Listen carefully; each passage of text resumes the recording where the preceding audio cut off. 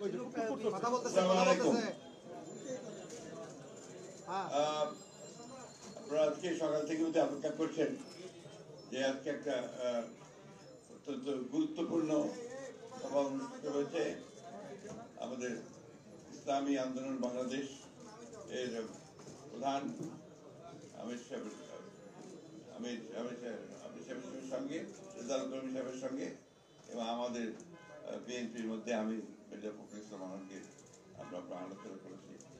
এই আলোচনার যে আমরা মোটামুটি একমত হয়েছি যে বিষয়গুলোতে, সেই বিষয়গুলো আমি আপনাদের একটু পড়ে শোনাচ্ছি।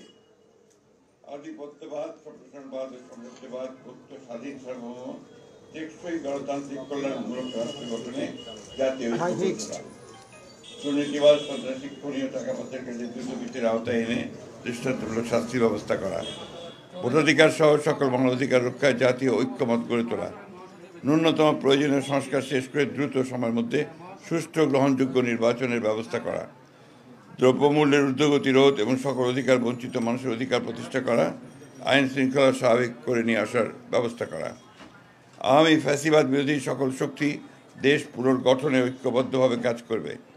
ফ্যাসিবাদ বিরোধী শক্তিগুলো একে অপরের বিরুদ্ধে আঘাত করে কথা বলবে না। আগামীতে যাতে আমেরিকার মতো আর কোনো ফ্যাসিবাদী শক্তি ক্ষমতায় আসতে না পারে সে ব্যাপারে আমরা রাজনৈতিকভাবে ঐক্যবদ্ধ থাকব। ইসলামী শরিয়া বিরোধী কোনো সিদ্ধান্ত নেওয়া হবে না এবং ইসলাম বিরোধী কোনো কথা কেউ বলবে না।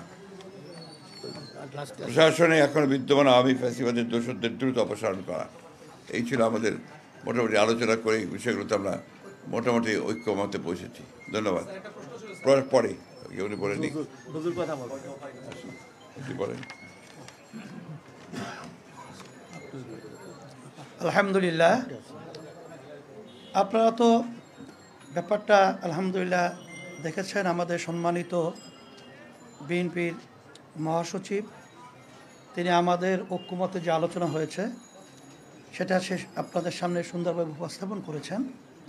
আমরা আলোচনা আনতে এই বিষয়গুলো নিয়েই আমরা ঐক্যমতে পৌঁছেছি এবং আপনাদের সহযোগিতা আমরা কামনা করছি। আমরা যেন সুন্দর একটা দেশ সামনে ভবিষ্যতে একাকার হয়ে আমরা গঠন করতে পারি, সেভাবে আপনাদের সহযোগিতা, আন্তরিকতা এটাও আমরা চাচ্ছি। আর সাথে সাথে যে কথাগুলো আমাদের হয়েছে আমরা তাদের সাথে, আমাদের সাথে এবং দেশ এবং মানবতা এবং রাজনৈতিক ব্যাপারে সব বিষয়গুলোই জিস্ট আলোচনাটা আপনাদের সামনে আমাদের সম্মানিত বিএনপি মহাসচিব তিনি উপস্থাপন করেছেন। সেটাই আমাদেরও একই কথা। বিএনপি মহাসচিব বা বিএনপি দীর্ঘদিন ধরেই বলে আসছে নির্বাচন সংস্কার শেষে দ্রুত নিরপেক্ষ নির্বাচনের হবে। ইসলামী আন্দোলন বাংলাদেশ সেই দাবিটা আসলে কতটা? এটা আমরা আগে থেকেই বলেছি যে দ্রুত সময়, আমরা সেখানে শব্দটা ব্যবহার করেছি, খুব বেশি সময়টা না নিয়ে যৌক্তিক, সেই যৌক্তিক সময়টা আমরা বলেছি 1 থেকে 1.5 বছরের মধ্যে, এরকম একটা কথা আমরা বলেছি। আর 6 মাস তো প্রায় চলেই গেল, আর 1 বছরের মধ্যেই সুন্দর একটা জাতীয় নির্বাচনের ব্যবস্থা করবে, এটাই আসলে মূলত আমাদের কথা। Thank you.